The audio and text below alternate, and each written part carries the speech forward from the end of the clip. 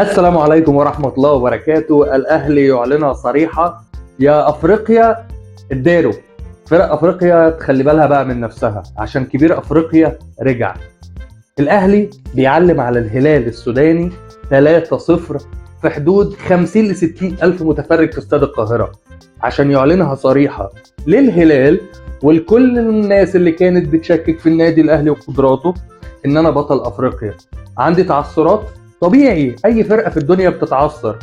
عندي هزايم حصلت وبنتيجه كبيره طبيعي، شلنا من صن داونز 5-2 ودي نتيجه بالنسبه لنا كمشجعين للنادي الاهلي غير مقبوله تماما، ولكن الاهلي يعلنها صريحه انا راجع للبطوله دي وهخرج من البوابه الكبيره لو ما خدتش البطوله دي. فبدون اي رغي كتير بقى خلونا ندخل في الحلقه على طول. وقبل ما ندخل في الحلقه، احتفالا بقى بفوز الاهلي ما تنساش تعمل لايك، شير بقى لاصحابك، سبسكرايب في الشانل او اشتراك في القناه، وان انت تفعل زر الجرس عشان توصلك كل الحلقات اول باول. وانا مصطفى الشاعر ودي حلقه من برنامج كوتش الغلابه.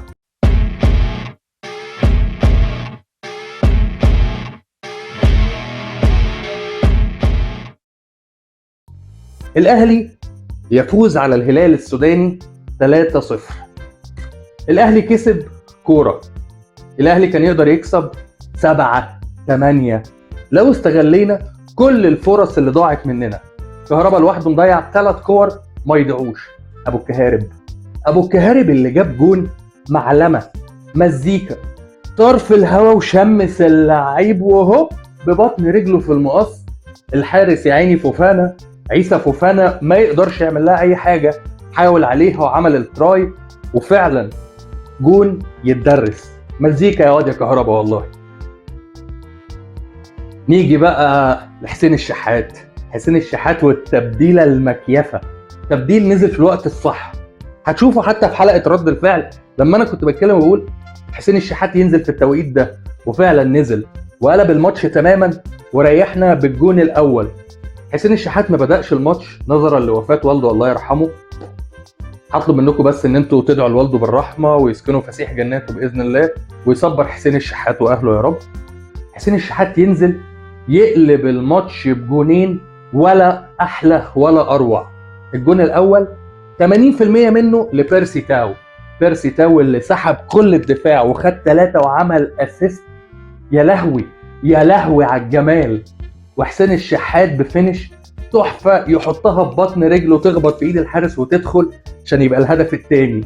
ونفضل قاعدين على اعصابنا شويه لغايه ما حسين الشحات هو ياخد الاسيست غالبا من مروان عطيه لو ما خانتنيش الذاكره، لان انا بصور بعد الماتش على طول. اصل استلامه تحفه في ترقيصه ولا اروع عشان يحطها ببطن رجله في البعيده على الارض. عيسى فوفانا ما يقدرش يعمل لها اي حاجه. والهدف ده حتى في حلقه رد الفعل سميته هدف نطلب ديليفري. خلاص الاهلي يرتاح من بعدها، مش فارقه بقى الهلال جاب جون ما جابش جون، كده كده انت مأمن نفسك. حتى لو الهلال جاب جون انت متأهل. كان نفسي ان يحضر معايا في حلقه رد الفعل صديقي الزول السوداني احمد الماحي احد مشجعي الهلال، ولكن نظرا لان الهدف الاول النادي الاهلي جابه بدري شويه هو خاف تقريبا، ما حبش يجي، حس ان الحفله هتبقى كبيره شويه.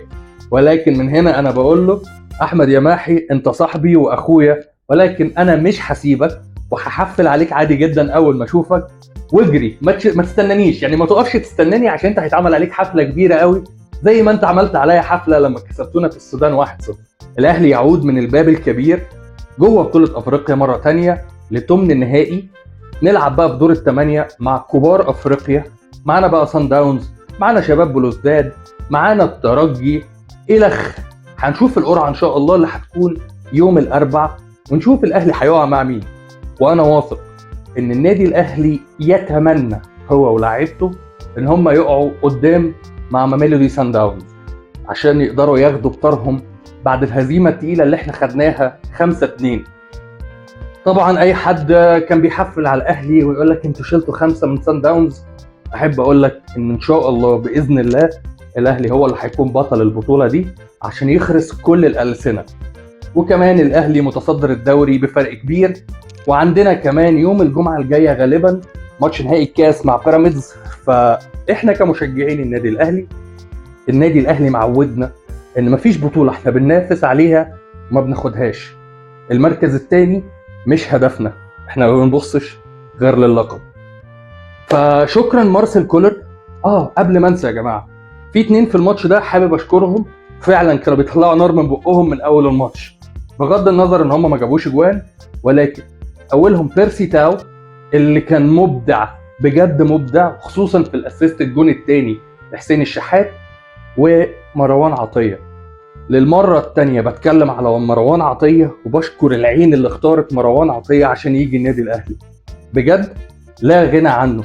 شكرا لمروان عطيه، شكرا بيرسي تاو، شكرا مارسيل كولر ورجاله النادي الاهلي ان هم قدروا يفوزوا ويخرسوا كل الالسنه اللي كانت بتتكلم بره الكوره، وردينا عليهم جوه الملعب عشان احنا فرقه كوره مش فرقه هري ورغي على السوشيال ميديا وتقارير وبيانات. مش النادي الاهلي، احنا فريق كوره بطل افريقيا، سيد اسياد افريقيا بشهاده الجميع وبشهاده التاريخ. دي كانت حلقه سريعه عن ماتش الاهلي والهلال السوداني من برنامج كوتش الغلابه. شكرا ان انتوا كملتوا الحلقه لاخرها، وبما انك كملت للاخر ما تبخلش بقى، عدد 1 لايك، عدد 1 اشتراك في القناه، شغل الجرس كده عشان تجيلك كل التنبيهات للحلقات الجديده. انا مصطفى الشاعر، وده برنامج كوتش الغلابه. السلام عليكم.